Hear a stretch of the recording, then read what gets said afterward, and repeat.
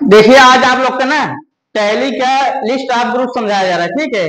जैसे आप लोग थोड़ी लिखा दिए हैं, तो जैसे आप लोग अब प्रोग्रामिंग चलेगी आपका, तो उससे पहले हम आप लोग का लिस्ट ऑफ ग्रुप बता रहे हैं। लिस्ट ऑफ ग्रुप मतलब जैसे आपका बैंक सवाल है, हाँ, जैसे एसबीआई बैंक रहेगा तो बैंक अकाउंट कहा जाता है, तो उसका तो इसी का लिस्ट ऑफ ग्रुप ना, मतलब इसी का समूह है आपका पूरा लिस्ट का। तो जैसे ना आपका बैंक अकाउंट, बैंक अकाउंट रहेगा, बैंक खाता हो जाएगा, बैंक अकाउंट रहेगा, बैंक खाता हो जाएगा। अब जैसे ब्रांच डिवीजन है, ब्रांच डिवीजन मतलब जैसे एक शाखा से दूसरे शाखा में पैसा भेजना है। जैसे मान लो आपका मेन आपका एसबीआई बैंक प्रतापगढ़ ब्रांच में है, ठीक, उसका शाखा जैसे माहुली हो गया, हाँ, कटरा हो गया, रानीगंज हो गया, ये सब क्या शाखाएं हैं। तो एक शाखा से दूसरे शाखा में पैसा भेजना है, ब्रांच डिवीजन कहते हैं, ठीक। तो ब्रांच डिवीजन होता है एक शाखा से दूसरे शाखा में पैसा भेजना, ठीक। उसके बाद आपका है कैश इन हैंड।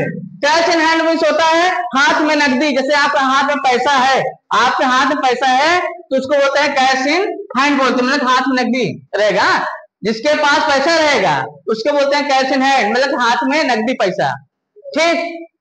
फिर उसके बाद डायरेक्ट एक्सपेंसेस। डायरेक्ट एक्सपेंसेस मतलब सीधा खर्च ना। जैसे मान लो हम किसी को पैसा दे रहे थे, आप मकान में रहे, मकान मालिक को पैसा दे रहे हैं, मकान मालिक को पैसा दे रहे हैं तो डायरेक्ट ही पैसा देते हैं आप ना, तो सीधा ही खर्च होता है ना, तो उसका हो जाएगा डायरेक्ट एक्सपेंसेस में सीधा खर्च हो जाएगा। फिर आपका डायरेक्ट इनकम, मतलब डायरेक्ट इनकम में सीधी आय। जैसे ना आप डायरेक्ट पैसा देना, हमारे पास जो सीधा पैसा आवा था, सीधा पैसा आवा था, तो उसका होता है डायरेक्ट इनकम। डायरेक्ट इनकम मतलब सीधी आय होता है, ओके। फिर उसके बाद इनडायरेक्ट एक्सपेंसेस। इनडायरेक्ट एक्सपेंसेस मतलब अप्रत्यक्ष खर्च। अप्रत्यक्ष खर्च मतलब उल्टा खर्च होता है ना, ताकि उल्टा खर्चा करता है ना, इधर उधर खर्चा करता है, तो होता है इनडायरेक्ट एक्सपेंसेस हो जाएगा, अप्रत्यक्ष खर्च हो जाएगा, ओके। फिर आपका है इनडायरेक्ट इनकम, मतलब अस्थायी आय, मतलब डायरेक्ट इनकम ना होता है आपका इनडायरेक्ट इनकम, उसको हो जाएगा अस्थायी आय हो जाएगा, ठीक। फिर उसके बाद है duties and taxes.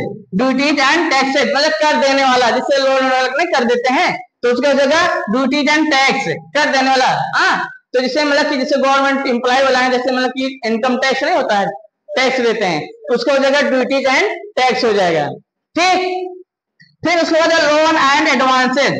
Loan and advances प्रयोग कब होता है, जैसे आप बैंक से लोन ले, बैंक से लोन ले रहे हैं तो आपका लिस्ट चलेगा लोन एंड एडवांसेस, लोन लेना, ठीक। उसके बाद सेल्स अकाउंट। सेल्स अकाउंट में से बेचना। जैसे आपका मतलब क्वेश्चन आ गया बेचने का, बेचने का आया है तो आपका अकाउंट चलेगा, बाउचर चलेगा, सेल्स अकाउंट बेचने वाला चलेगा, ठीक है। जैसे आइटम वगैरह बेच रहे हैं वो आपका चलेगा सेल्स अकाउंट चलेगा, बेचने वाला, ठीक। उसके बाद परचेस अकाउंट। परचेस अकाउंट में होता है खरीदना ना, जैसे आप भाई बेच दिए, खरीदना है, बेच दिए हैं अब खरीदना है तो चलेगा परचेस अकाउंट पे, ठीक, ओके, समझना।